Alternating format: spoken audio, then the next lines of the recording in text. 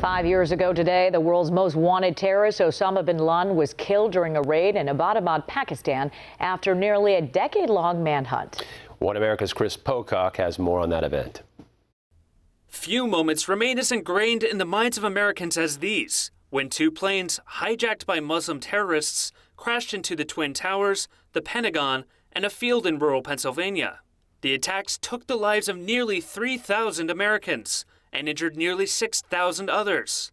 But as Americans across the country came together to heal, so too did our nation's lawmakers, as questions over who coordinated the attacks rose to the forefront. Within days, the FBI connected Al-Qaeda to the attack and centered its focus on Osama Bin Laden, the leader of the group. Osama Bin Laden is just one person.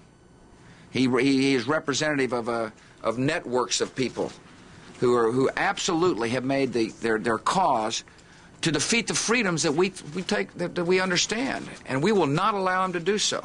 But even despite being enemy number one, Bin Laden proved elusive in the years to come, all the while releasing taunts over radio and television and directives to his loyal followers. Finally, in 2009, the CIA tracked a man thought to be a message courier for Bin Laden to Abbottabad, Pakistan. Following that lead, surveillance began on a compound in the city that seemed to be hiding someone of great importance. The complex, just 1 mile from Pakistan's version of West Point, was fortified with 18-foot walls and 2 security gates, and had no outside windows or phone or internet access.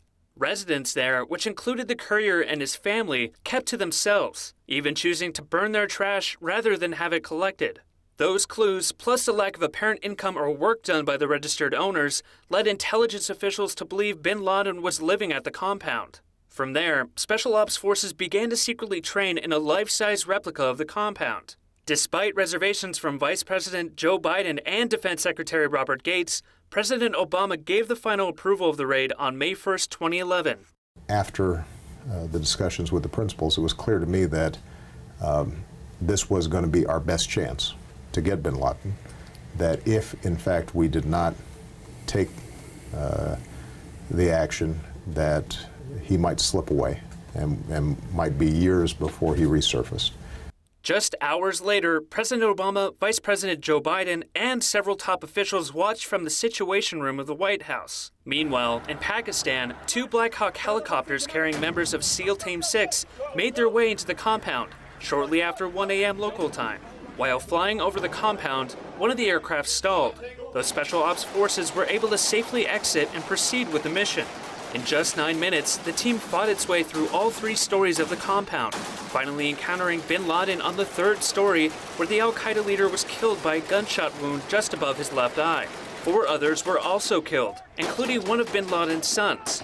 But amazingly, none of the members of SEAL Team 6 were injured.